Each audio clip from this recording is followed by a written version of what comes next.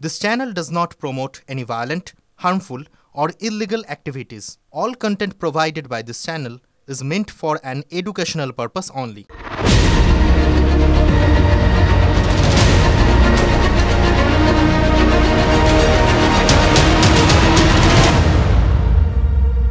এই মুহূর্তে বাংলাদেশ যখন এমন একটা অবস্থানে দাঁড়িয়ে আছে, যখন আমরা যারা চিরকাল বাংলাদেশকে আমাদের অত্যন্ত কাছের আবেগের একটা জায়গা বলে জানতাম, কিন্তু সেখান থেকে ক্রমাগত বিভিন্ন রকম খবর আসছে যেগুলো আমাদের অস্থির করছে, ভাল লাগছে না। এরকমই ভালো না লাগার হয়তো একদম সম মনোভাবাপন্ন আরেকজন আমার সঙ্গে এই মুহূর্তে রয়েছেন। আমি নিশ্চিত তারও ভাল লাগছে না দুটো দেশের এই রকম পারস্পরিক অবস্থানটাকে দেখতে। আমার সঙ্গে এই মুহূর্তে রয়েছেন তাসলিমা নাসরিন। আপনাকে অনেক স্বাগত TV9 বাংলার পর্দায়। অনেক ধন্যবাদ। আমার শুধু জানতে একটা জিনিস একদম ইচ্ছে করছে, জানেন তো, এই বাংলাদেশ কি আমার বাংলাদেশ? এরমভাবে আজকে আপনি বলতে পারবেন? দেখুন, এই বাংলাদেশ আমাকে 30 বছর আগে বের করে দিয়েছিল। আমি জানি আমি কোনোদিন আর এ জীবনে ফিরতে পারবো না সেই দেশে, কিন্তু দেশকে যেহেতু ভালোবাসি, দেশের জন্য আপনি বললেন আপনার আবেগ আছে, আমারও আছে। এই দেশে কোনোদিন ফিরতে পারবো না জেনেও দেশের যদি কোনো খারাপ কিছু দেখি, দেশে জঙ্গি জিহাদি বাড়ছে, দেশ আর সেই আগের সেকুলার দেশ নেই, তখন আমারও খারাপ লাগে। আমি ফিরতে পারবো না জেনেও আমি চাই ও দেশ ভালো থাকুক, ওই দেশের মানুষ সুখে শান্তিতে বাস করুক, ওই দেশে কোনো দুর্ঘটনা না ঘটুক। এখন যা ঘটছে তা যেন খুব শীঘ্রই এর সমাধান হয়ে যায়। এত সব সমস্যা, এগুলোর সমাধান যেন হয়, সেটাই আমি চাই। দেশকে ভালোবাসি বলেই চাই। কিন্তু এত যে সরকার ছিল দেশে, এবং বিশেষ করে এখন, এরা কেউই দেশকে ভালোবাসে বলে মনে হয় না। দেশকে ভালোবাসলে দেশের এত ক্ষতি করতে পারতো না। এমনিতে দেখুন, মানে যখন জুলাই আগস্টে যখন একটা পরিবর্তন এলো, সাধারণ মানুষ রাস্তায় নামলেন, কোথাও গিয়ে কি আপনার মনের কোণে এইটুকুনি আশা তখন জন্ম নিয়েছিল যে হয়তো একটা বদল হবে, যাতে আপনি দেশে ফেরার মতো একটা পরিস্থিতি সৃষ্টি হবে? এরকম কি আশা করেছিলেন? আমি আসলে নিজের কথা অত ভাবি না, আমি মানুষের কথাই ভাবি। আমার খুব আশা জেগেছিল মনে, যখন দেখছিলাম যে ছাত্র জনতার আন্দোলন, তারা হাসিনা সরকারকে চাইছে না। আর আমিও ভেবেছিলাম, কারণ হাসিনা আসলেই এত কিছু করেছেন, এত খারাপ কিছু করেছেন দেশের জন্য। ভালো কিছু করেছেন, কিন্তু খারাপ কিছু যথেষ্ট করেছেন। তার জন্য আমিও খুব ক্ষুব্ধ ছিলাম। বিশেষ করে এই যে নির্বাচন না দেওয়া, এক নাগারে থেকে যাওয়া ক্ষমতায়, তারপর বিরোধী দলকে একেবারেই ধ্বংস করে দেওয়া, তারপর তার লোক এত দুর্নীতি করছিল, তারপর তিনি এত মসজিদ মাদ্রাসা গড়ছিলেন, এত জিহাদিদের জন্ম হচ্ছিল, মাদ্রাসার ডিগ্রিকে বিশ্ববিদ্যালয়ের ডিগ্রি সমমানের করে দিচ্ছিলেন। সমস্ত কিছু শুধু আমাকে নয়, অনেককেই হতাশ করেছিল। তাই আমরা সবাই চেয়েছিলাম যে তিনি চলে যান, নতুন করে নির্বাচন হোক, তারপর যে আসে ক্ষমতায় আসবে, এরকম আমি ভেবেছিলাম। কিন্তু আমি জানতাম না এরকম জামাতি জিহাদি জঙ্গিরা এই আন্দোলনের পেছনে ছিল, এবং তারাই এখন ক্ষমতায়। দেখে খুব দুঃখ লাগে চারদিকে যা হচ্ছে। এমনকি আজকাল আমি দেখছি যে মাদ্রাসায় মাদ্রাসায় জঙ্গিদের মহড়া হচ্ছে, বাচ্চাদের হাতে সেই খেলনা পিস্তল দিয়ে, তারপর এইসব জঙ্গি পোশাক পরিয়ে, মানে এসব কি হচ্ছে নাটকের নামে? এগুলো জিহাদি ভাষণ দিচ্ছে, মানে কাফেরকে কতল করো, বিধর্মীকে কতল করো, এই ধরনের বাচ্চা থেকেই শেখাচ্ছে। আসলে এদের যারা জঙ্গি হচ্ছে তাদের তো দোষ নেই, তাদেরকে তৈরি করা হয়েছে এভাবে, তাদেরকে মগজ ধোলাই করে ট্রেনিং দিয়ে এরকম তৈরি করা হয়েছে। দেখুন, আমাদের ভীষণ ভাবতে অবাক লাগে যে একটা দেশ যখন তার জন্ম হয়েছিল সেই সময় দুটো দেশ কাঁধে কাঁধ মিলিয়ে লড়েছিল। ওখানে মুক্তিযোদ্ধারা লড়েছিলেন আর ভারতীয়রা লড়েছিলেন। এবং সত্যি কথা বলতে কি, আমরা কিন্তু এটা জেনেই বড় হয়েছি যে ভারত এই একটা লড়ে একটা দেশ স্বাধীনতা পেয়েছে, তার সেই সঙ্গী চিরকালের একটা বন্ধুত্ব এর সঙ্গে জড়িয়ে রয়েছে, রক্তের সম্পর্ক। হঠাৎ করে আমরা সত্যিই জানতাম না, এটা আমাদের কাছে খুব ধাক্কা, অপরিচিত ছবি বলতে পারেন, এত ভারত বিদ্বেষ যে দেশটার মধ্যে লুকিয়েছিল। এটা কোনোদিন কি আপনি অন্তত যতদিন ছিলেন বা আপনি বেরিয়ে এসেও যখন দেশটাকে দেখেছেন বুঝতে পেরেছিলেন? এখানে আসলে কি হঠাৎ করে তো এই জুলাই অগাস্টে তো জঙ্গিদের জন্ম হয়নি, জিহাদিদের জন্ম হয়নি। তারা ধীরে ধীরে বাড়ছিল এবং এই বাড়ায় সাহায্য করছিল বা বাড়তে দিচ্ছিল বা এদেরকে তৈরি করছিল বিভিন্ন সরকার। ধর্মকে ইউজ করা হয়েছে, সংবিধান থেকে ধর্মনিরপেক্ষতা বিদেয় করে দিয়েছে এক সরকার। তারপর রাষ্ট্রধর্ম ইসলাম ঢোকানো হয়েছে। মসজিদের দরকার নেই, তারপরও মসজিদ করা হয়েছে। মাদ্রাসার দরকার নেই, তারপরে লক্ষ লক্ষ মাদ্রাসা করা হয়েছে। তো মাদ্রাসা মসজিদে কি শিক্ষা দেওয়া হয়? বিশেষ করে মাদ্রাসা, কওমি মাদ্রাসাগুলো, এখানে জিহাদি হওয়ার শিক্ষা দেওয়া হয়। এবং এগুলো তৈরি করেছে বিভিন্ন সরকার, সেই জিয়াউর রহমান, এরশাদ, খালেদা জিয়া সবাই, এবং হাসিনা সবচেয়ে বেশি করেছে। যদিও হাসিনাকে আপনারা জানেন যে সে দেশদ্রোহীদের ফাঁসি দিয়েছিল, সুতরাং সে রাজাকারের বিরুদ্ধে বা জিহাদিদের বিরুদ্ধে উনি করেছেন। কিছু জিহাদিদের তিনি জেলে ভরেছেন বা মেরেছেন, কিন্তু জিহাদি সৃষ্টিও করেছেন, পয়দাও করেছেন প্রচুর। সেই জন্য অনেকেই যারা মুক্ত চিন্তার লোক, যারা প্রগতিশীল, তারা অনেকেই হাসিনাকে পছন্দ করেনি। কিন্তু এখন তো হাসিনার সময় যা ছিল, এখন তো তার চেয়ে 1000 গুণ খারাপ সময়। এখন হাসিনা যা করেছিলেন, ঠিক হাসিনাকে তাড়িয়ে একই কাজ করছে ইউনূসের যারা সঙ্গী সাথী। এখানেও এখনো দুর্নীতি হচ্ছে, এখনো প্রতিশোধ নেওয়া হচ্ছে। ইউনূস আসলে এসেছেন প্রতিশোধ নিতে। জঙ্গি জিহাদিরা তাকে ক্ষমতায় বসিয়েছে, এখন ওরা যা চাইছে, যেভাবে চাইছে, তিনি ওদেরকে তাই করতে দিচ্ছেন। এর ফলে তার প্রতিশোধ নেওয়া হচ্ছে। তিনি হাসিনার ওপর প্রতিশোধ নিচ্ছেন, আর কিছু নয়। আর ইতিহাসের কি অদ্ভুত পরিহাস, মানে আজকে আপনাকে যে জন্য দেশের বাইরে থাকতে হয়েছে, একই কারণে শেখ হাসিনাকেও আজকে ভারতে থাকতে হচ্ছে। আমাকে তো খালেদা জিয়া যেমন বের করে দিয়েছিলেন, হাসিনাও বের করে দিয়েছিলেন। হাসিনাও আমার বই নিষিদ্ধ করেছেন, কোনো কারণ ছিল না। আমার মেয়েবেলা বইটা বেশ ভালো রিভিউ পেয়েছে, অনেকগুলো পুরস্কার পেয়েছে, কিন্তু ওই বইটাকে তিনি ব্যান করেছিলেন। খালেদা জিয়া অনেকগুলো বই ব্যান করেছেন, তবে আমার বিরুদ্ধে জিহাদিরা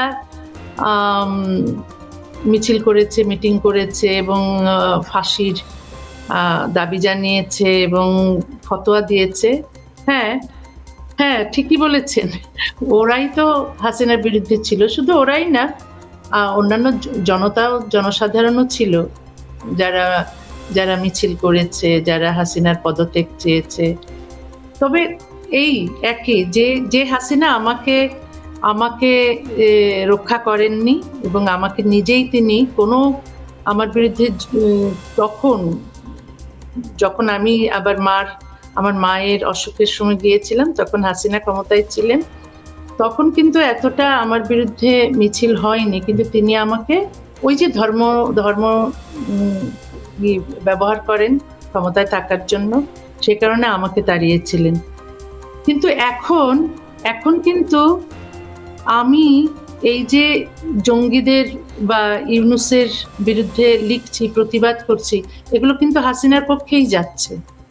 কিন্তু আমি তো আর হাসিনার পক্ষে যাচ্ছে বলে আমি করছি না, আমি করছি দেশের জন্য।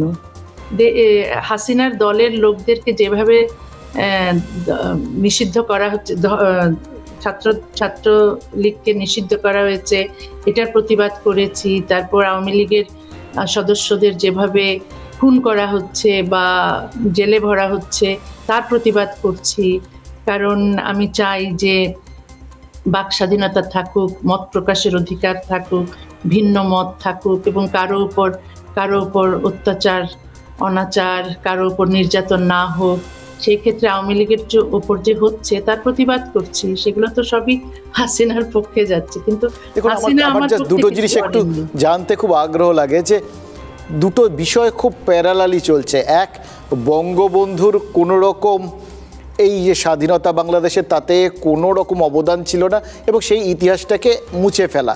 এবার যেহেতু সেটাকে মুছে ফেলা হচ্ছে, একই সঙ্গে সেই যুদ্ধটায় যে ভারত বাংলাদেশের পাশে ছিল এবং ভারত যে বাংলাদেশ দখল করার কোনো চেষ্টা করেনি এবং তারপর থেকে আজ পর্যন্ত করেনি, ভারতকে মানে শুধু মুছে ফেলা নয়, তার সঙ্গে সঙ্গে ভারতকে আগ্রাসী বলে একটা প্রতিষ্ঠা করার চেষ্টা করা, মানে একদিকে বঙ্গবন্ধুকে মুছে ফেলা, অন্যদিকে ভারতকে শত্রু বলে চিহ্নিত করা। এই দুটো বিষয়কে আপনি কিভাবে দেখেন? না, কারণ হচ্ছে এখন কিন্তু রাজাকাররা, যারা ৭১-এর পরাজিত শক্তি, তারা কিন্তু ক্ষমতায়। তারা তাদের পরের জেনারেশন, এবং সেই পাকিস্তানে যারা বিশ্বাস করত, যারা বাংলাদেশের মুক্তিযুদ্ধ চায়নি, তারাই কিন্তু ক্ষমতায়। সুতরাং তাদের কাছে পাকিস্তান হচ্ছে বন্ধু, ভারত হচ্ছে শত্রু। এবং ইউনূস তা না মানলেও ব্যক্তিগতভাবে, যেহেতু তার পাশে যারা আছে, তাকে যারা বসিয়েছে ক্ষমতায়, তারা যেহেতু মনে করছে ভারত তাদের শত্রু, তাই ইউনূসও মনে করছে। এখন সাধারণ মানুষ তা মনে করে না, কিন্তু প্রচুর মানুষের মগজ ধোলাই হয়েছে। এই মসজিদ মাদ্রাসায় ভারত বিরোধী বক্তব্য দেওয়া হয়েছে। এই রাজাকাররা, এই জঙ্গি জিহাদি জামাতিরা চিরকালই ভারত বিদ্বেষী, কারণ তারা তো পাকিস্তান চেয়েছিল, তারা তো পাকিস্তানি আর্মির কোলাবোরেটর ছিল, তারা তো রাজাকার ছিল, রাজাকার আল বদর আল শামস। তারা তো এই যে ৩০ লক্ষ মানুষকে পাকিস্তানি আর্মি খুন করেছে, ওরা তো একা একা খুন করেনি, সঙ্গে এই রাজাকার আল বদর আল শামস ছিল, যারা পাকিস্তান চেয়েছিল। তারা এখন যদি ক্ষমতায় থাকে, তাহলে তো নিশ্চয়ই ভারত তাদের শত্রু না। কিন্তু আমার খুব অবাক লাগছে জানেন তো, যে ধরুন মোহাম্মদ ইউনূস, তিনি একজন নোবেলজয়ী এবং তার থেকে বড় কথা এতদিন ধরে বিদেশে রয়েছেন, সেখানে ব্যবসা করছেন, সেখানে নিজেকে এগিয়ে নিয়ে গেছেন এতটা, তিনি প্রগতিশীল বলে ধরতে হবে, বহির্বিশ্বকে জানেন। আর একই সঙ্গে এত ছাত্র যুব, চিরকাল তো ছাত্র যুবরাই তো পরিবর্তন আনে যুগে যুগে বিভিন্ন দেশে, এবার তারা পরিবর্তনটা আনলো। একজন ৮৪ বছরের বয়োজ্যেষ্ঠ মানুষ, যিনি আধুনিক শিক্ষা দীক্ষা চিন্তাভাবনার সাথে পরিচিত, তিনি নেতৃত্ব দিলেন এই যুবাদের, এই তারুণ্যকে, এবং দুটো মিলিয়ে একটা এরকম মৌলবাদী শক্তি তৈরি হয়ে গেল। এটা কি আশ্চর্যজনক না? না, এখানে যারা সাধারণ ছাত্র ছিল, তাদের তো সরিয়ে দিয়ে যারা পেছনে এই আন্দোলনটাকে চালিয়েছিল, সেই হিজবুত তাহরির, তারপর ছাত্র শিবির, মানে জামাতে ইসলামের যে ছাত্র সংগঠন, ছাত্র শিবির, তারাই তো প্রায় ৩,০০০ পুলিশকে নির্মমভাবে, নৃশংসভাবে হত্যা করেছে। তারাই তো পুলিশ হত্যা করে ক্ষমতায় এসেছে না। এখন কথা হচ্ছে যে যারা যেহেতু ইউনূসকে পছন্দ করেছেন, তাই ইউনূস তাদের কথা শুনছেন। আমার মনে হয় না যে ইউনূস এতটা মৌলবাদী, কিন্তু তিনি মৌলবাদী হয়েছেন এদের স্বার্থে, যেহেতু এরা তাকে ক্ষমতা দিয়েছে। হাসিনার উপর প্রতিশোধ তিনি নেওয়া হচ্ছে। নিজের এই ট্যাক্স ফাঁকি দেওয়ার একটা মামলা ছিল, সেটাও এখন বাতিল করে দেওয়া হয়েছে। তিনি বেশ ভালো আছেন এদের নিয়ে। তবে খুব অবাক লাগে যে একজন শিক্ষিত মানুষ কি করে মৌলবাদীদের হাতের পুতুল হয়ে যান। আপনার সাথে ব্যক্তিগত পরিচয় আছে মোহাম্মদ ইউনূসের? হ্যাঁ, কি বলছেন? আপনার সাথে ব্যক্তিগত কোনো পরিচয় আছে মোহাম্মদ ইউনূসের? আছে। তিনি একবার ফ্রান্সের একটা অনুষ্ঠানে উনিও গিয়েছিলেন, আমিও ওখানে স্পিকার ছিলাম। তো আমার সঙ্গে আমরা একসঙ্গে লাঞ্চ করেছিলাম, ওর সঙ্গে আরো অতিথি ছিলেন ওখানে উইমেন্স ফোরামে। তো ওখানে তিনি বারবারই আমাকে বলেছেন দেশে ফিরে আসুন, দেশে ফিরে আসুন। সেটা অনেক বছর আগে, 3-4 এরকম সময় হবে, হয়তো ঠিক মনে নেই। তো উনি বারবারই বলছিলেন যে দেশে ফিরে আসুন, দেশের মেয়ে দেশে ফিরে আসুন, কেন বাইরে থাকবেন, দেশে এসে লিখুন। হ্যাঁ, তারপর আমি আসার পর বলেননি তো? আমাকে তো দেশে ফিরতে দেওয়া হয় না, তো আপনি চেষ্টা করুন। উনি বলেছিলেন উনি চেষ্টা করবেন। তো এখন আমি লিখেছি এই সোশ্যাল মিডিয়ায়, আমি ইউনূস সাহেবকে লিখলাম যে কি ব্যাপার, আপনি তো চেয়েছিলেন আমি দেশে ফিরি, তো এখন আমাকে দেশে ফেরাতে পারবেন?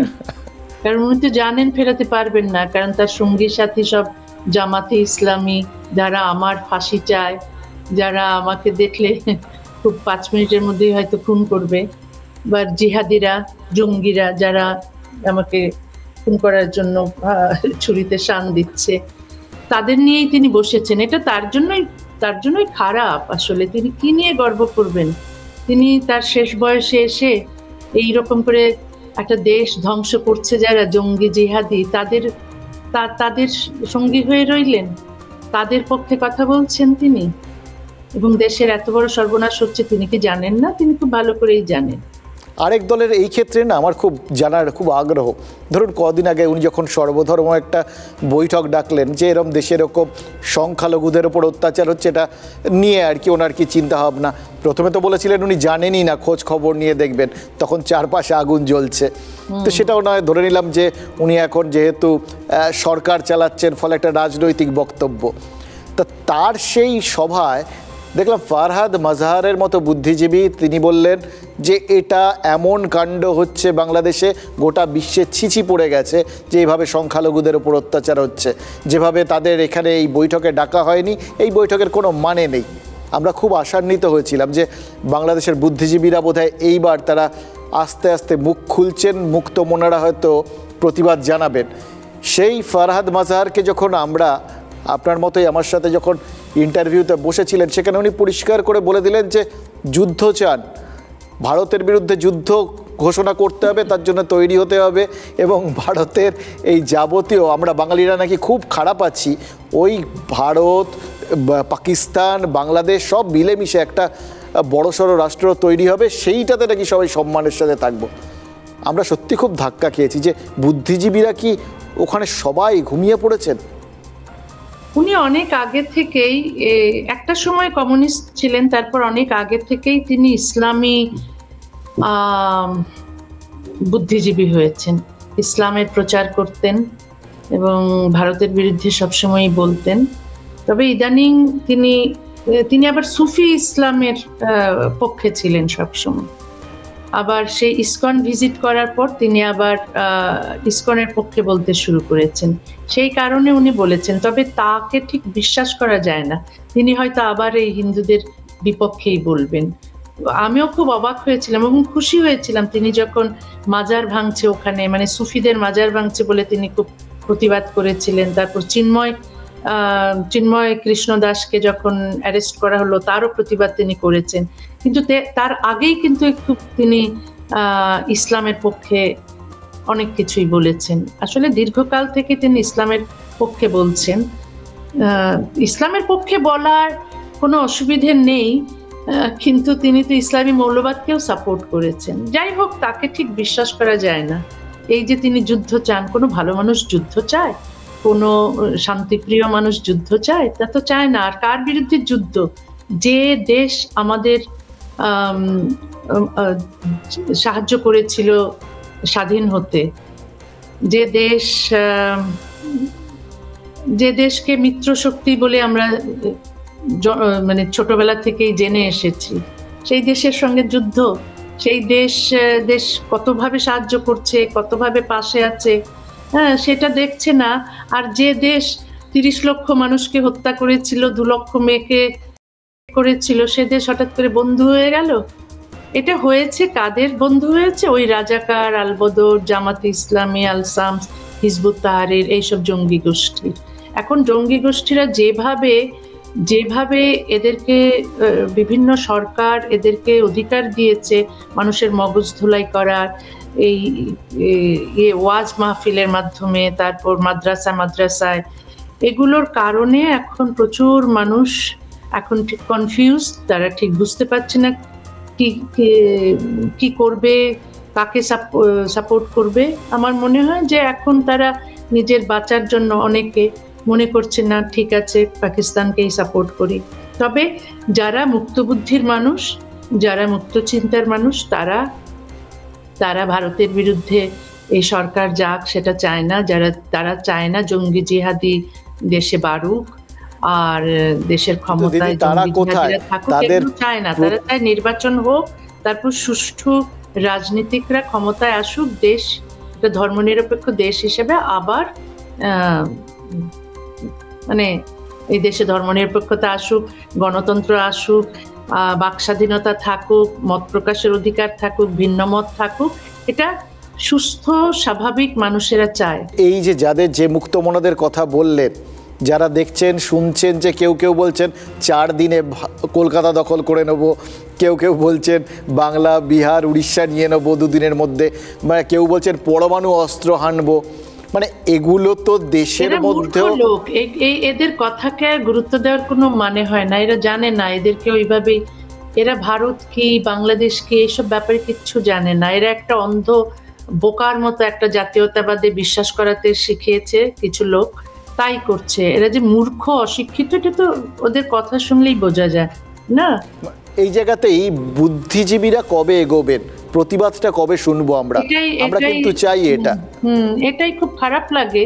দেখুন, আমাকে দেশে যেতে দেবে না, আমি দেশের বাইরে আছি 30 বছর, তারপরও দেশের চিন্তায় আমার ঘুম নেই। কি হচ্ছে দেশে এগুলো দেখছি, কিভাবে জঙ্গি জিহাদিরা বাড়ছে দেখছি, এবং মানে কষ্ট পাচ্ছি, দুঃখ পাচ্ছি। কিন্তু যারা প্রগতিশীল বলে যাদের জানি, অনেকেই অবশ্য ইউনূস সরকার জেলে ভরে রেখেছে, অনেক সাংবাদিক আজকে জেলে, যারাই হাসিনার প্রশংসা করতেন বা হাসিনার কাছের লোক ছিলেন তারাই তো জেলে।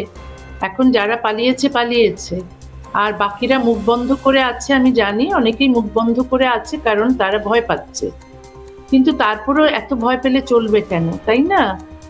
আর আরো মানুষের কথা বলা উচিত, তবে হিন্দুরা প্রতিবাদ করেছিল বলে কি করে তাদের যে মানুষ হিন্দুদের জাগিয়েছিল, এই 8 দফা দাবি চেয়েছিল, সেই নেতাকে আজকে জেলে ভরে রেখেছে। মানে যা কিছু হচ্ছে দেশে সব মানে মানবাধিকার বলতে কিচ্ছু নেই দেশটার মধ্যে। এখন বিশ্বাস করেন যে এইটারও আবার বদল হবে? না, ইলেকশন তো দিতেই হবে, তাতে যারা আসবে, যদি ফেয়ার ইলেকশন হয় জামাতি আসবে না আমার যতদূর ধারণা। আর যদি না হয়, যদি কারচুপি হয়, যদি অবৈধভাবে তারা ভোট নেয়, তাহলে জামাতিরা এলে বিপদ হবে। আর যদি মুক্তিযুদ্ধের পক্ষের শক্তি, সে আওয়ামী লীগ হোক, সে বিএনপি হোক, যদি আসে, অন্তত এই জঙ্গি জিহাদিদের হাত থেকে মুক্তি পাবে দেশ।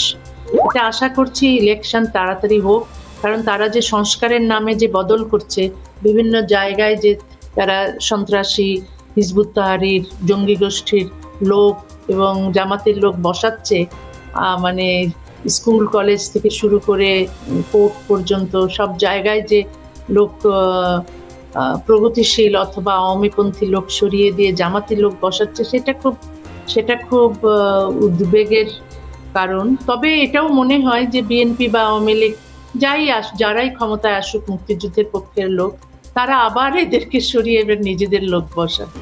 এই তো হচ্ছে। আপনাকে অনেক ধন্যবাদ দিদি আমাদের সময় দেওয়ার জন্য। আপনি নিশ্চয়ই চাইবেন যে কোনো না কোনো সময় আপনার যে চিন্তা ভাবনাটা, যেটা আপনি চাইছেন আপনার দেশের মানুষের কাছ থেকে, তারা অন্তত সেই অনুযায়ী আবার একটা বদল আনবেন, অন্তত একটা এরকম মুক্ত চেতনার দেশ হবে যেখানে আপনি ফিরতে পারবেন। আশা করি, আমিও আশা করছি, দেখা যাক।